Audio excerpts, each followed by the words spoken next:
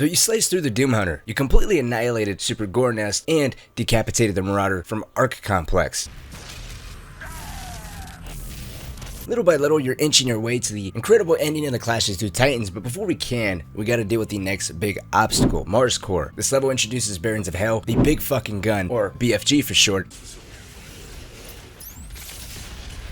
Which is nice and all, but it's basically always going to be a panic weapon for me personally, and this level also introduces more demon-intensive arenas, with the demon combinations being much more elaborate. Now starting this up, like always, if you guys have missed any of these previous guides, they're all level by level. You can click on the little eye in the top right hand corner to go through the entire playlist. I also did a video recently describing demon priorities and how I move about in certain arenas and how I decide to focus on certain demons over others depending on what the arena layout is. I recommend checking that video out in case you're someone who still doesn't quite understand when to go after certain demons, or even how to get out of the same rut of thinking and approaching the same fights the same way every single time. It's just a good video to get you thinking and moving a little bit more fluidly. Anyways, with that out of the way, let's jump into it. So Mars Core is going to start you off in a room where you're basically going to have to deal with a Prowler and a couple fodder demon. I like to take out the Prowler by meat hooking over to him. I'm going to move forward, fire off a grenade towards this right hand corner as there's normally an imp or two that spawns there. Continue on, meat hook one of these imps that spawn, throw myself into the vent. And I basically not only bypass that initial stage, but I also bypass this entire hallway and the next fight. You don't have to fight any of this stuff. I just immediately jump in the teleporter and get teleported to the room where the first real fight of this level begins. In this room, we're going to be dealing with a Baron of Hell and two imps on the opposite side of the rooms. What I normally like to do is immediately meat hook the Baron, throw myself in the air, and then focus as many shots as I can on him, leaving the two imps for last. Or even, as I did in this gameplay, I meat hook him, ice bombed him, took care of the imp, and then focus my attention all on the Baron. Worst case, if you end up messing up or getting pressured or anything like that, you can always utilize the entire room to really distance yourself between you and that Baron, or even meat hook him and throw yourself above him as they can't touch you when you're in the air. After you clear out this room, there's going to be a rune right in front of you. You can go ahead and pick that up if you want. We're going to continue on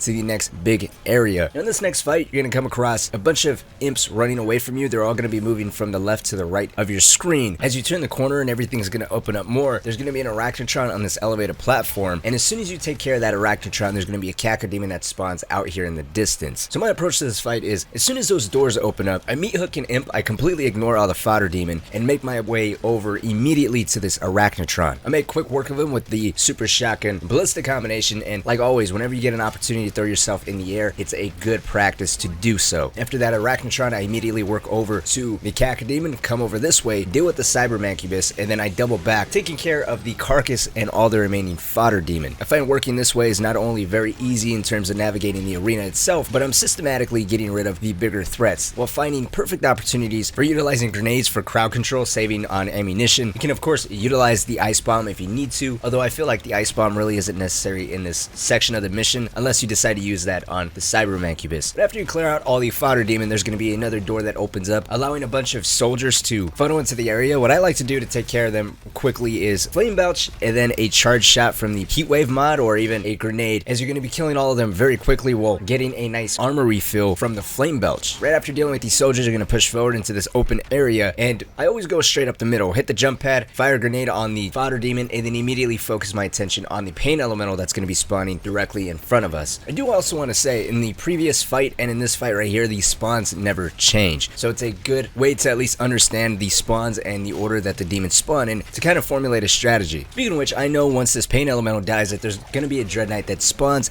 in the arena. Now in this case, because I had no clue exactly where he was, and again, being on elevated platforms, it can't touch me, I land on this platform, immediately jump over to the other one, and identify where the Dread Knight is. Prioritize him. Once the Dread Knight is taken care of, there's a Doom Hunter that spawns right here on this elevated platform. Meat hook the soldier, throw myself in the air, ice bomb to freeze him, grenade, blood punch, super shotgun gets rid of his craft pretty quickly.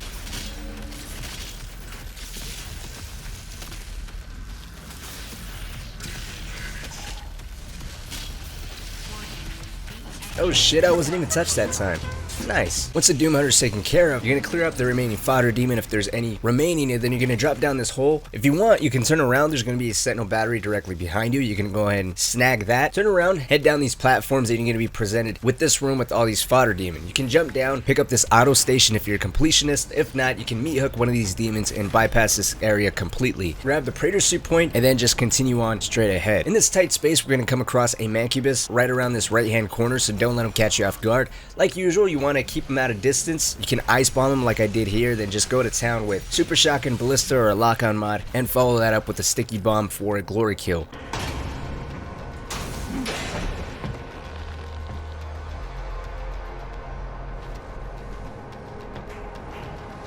Yeah, you better run, or I'll throw you like I throw my controller.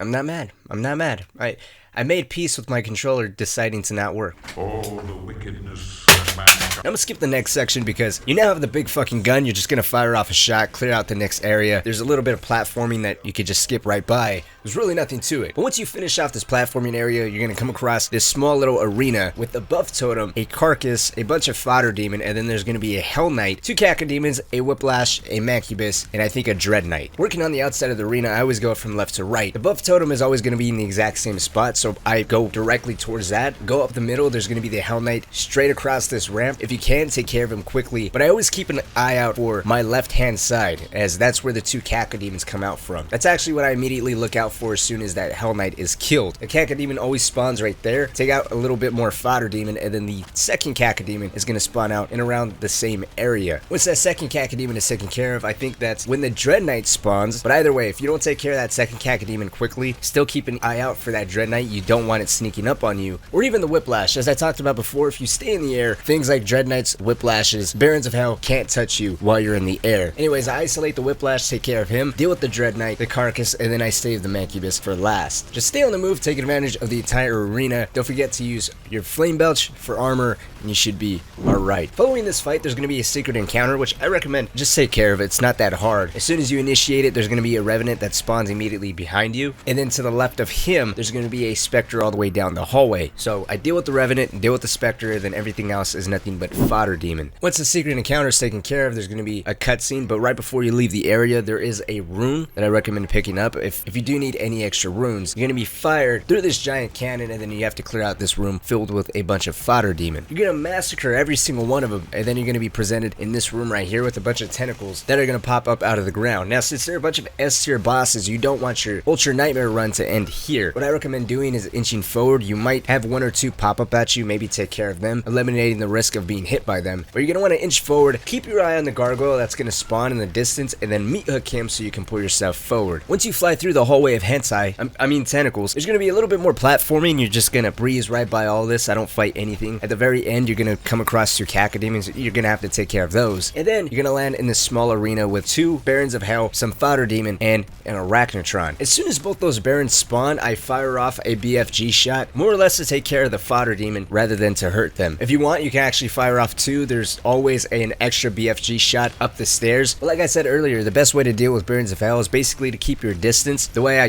dealt with them, this gameplay was kind of sloppy, but you can always ice bomb them. You can meat hook yourself, throw yourself in the air, dash away, get a couple shots off. As long as you're staying fluid and not panicking, this fight really isn't all that bad. In the next room, you're going to come across a pain elemental, some prowlers, and a bunch of fodder demon. If anything, you could also use this time to replenish some of the armor that you might have lost in the previous fight by flame belching either the prowler or some of the fodder demon in this area. In this next area, you're going to show off your Super Mario Brothers type of skill with all this platforming. I honestly don't sit back and do any of these fights. I just continue on forward. There is a Praetor suit point that you can pick up here in the last section. There's also a sentinel battery at the very top of that building, but I always just kind of skip ahead. But just be aware that that is there if you want to sit there and try to snag it. But you're going to take the jump pad, you're going to fly over here, there's going to be a sentinel crystal that you can pick up. You're going to grab that, head into this next room, hentai room part 2. And in this room, you're going to be dealing with a bunch of fodder demons, some tentacles, a hell knight, and a revenant. Now that first hole is always going to have a tentacle, so I recommend going forward, baiting it to come out, get rid of it, and then it'd actually probably be a good idea to ice bomb the hell knight, and then get rid of them with an instant lock-on mod. That way you can prioritize the revenant and just deal with it without having to worry about anything else. If you're dealing with the revenant and the hell knight, you can actually skip the rest of this if you move fast enough, or if you're afraid of being caught by any of the tentacles or any of the fodder demon, you can clear them out very methodically. It's kind of up to you. I like to play it safe, and in my Ultra Nightmare run, kind of go from hole to hole, just kind of making a clear, safe path straight to the ship to get launched to the city of Hebeth. After this cutscene, you're now on the final fight of the entire level. As soon as this fight starts up, you're going to be presented with a Baron of Hell and a Mancubus with both of them dead center, with a bunch of fodder demons. To make this easier, what you probably can do do is fire off a BFG shot, clearing out all the fodder demon, potentially, if not killing the Mancubus, at the very least damaging it pretty heavily, allowing you to focus your attention primarily on the Baron of Hell, then finishing off the Mancubus. But as we established before, I don't like making shit easy on myself. So what you can do, what I normally do, is immediately prioritize the Mancubus up top, and then once he's taken care of, I kind of dash away, turn around, and focus my attention on the Baron of Hell. On this gameplay though, I don't know what happened, and I did the one thing you probably shouldn't do. Deal with the Baron of Hell in the most congested space possible. If you end up doing exactly what I do here, just keep moving backwards, don't let him get close to you. If you get an opportunity, throw yourself above him on that elevated platform where that Mancubus is, work on the Mancubus, and then shift over to the Baron. That is of course if he's still alive. Now in this arena there's actually 2 extra fuel canisters, so if you want you can pick those up, as right after you deal with the Baron there's going to be Prowlers spawning, and then after a Prowler or 2 dies there's going to be a Dread Knight, and then a Hell Knight, and then around the same time the Hell Knight spawns there's going to be an Arachnotron that spawns right here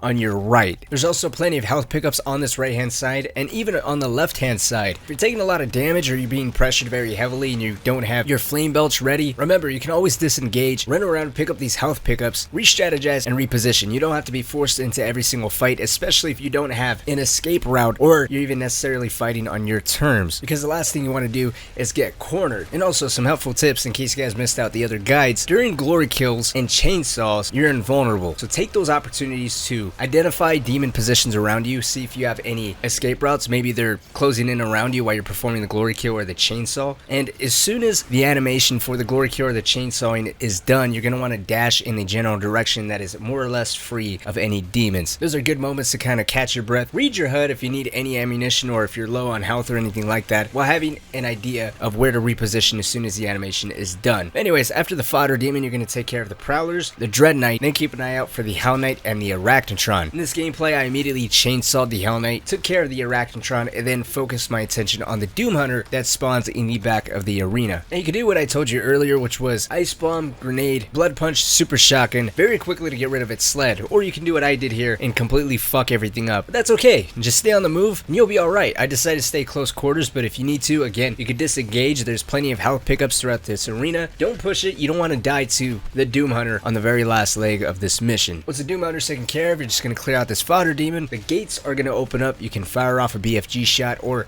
you can take this opportunity to try and max out your Arbalist, and that is it. You are moving on to Sentinel Prime, where you have to deal with the Gladiator, which should be very exciting. But let me know what you guys think. I took it a little bit easier on Mars Core. I decided to not go solid walkthrough because Mars Core feels a little bit easier, kind of like Super Gore Nest. It's not worth a 20 to 30 minute long guide, but once we get to Terrace Nabat, Necrovolt, Urdak, the Final Sin, I'll break down those fights a little bit more thoroughly because that's where a lot of people seem to be having the most issues on. Let me know what you guys think. How do you guys take on these fights? What is the hardest level in your guys' opinion? Let's talk. Also, if you guys haven't joined the Discord yet, link to that is always down in the description and in the pinned comment. It has been growing fantastically lately, so special thank you to everybody who has joined and been active over these last couple weeks. We're also setting up an Ultra Nightmare race. I think it's this weekend. I don't know. It's a couple of people that put it together in the Discord.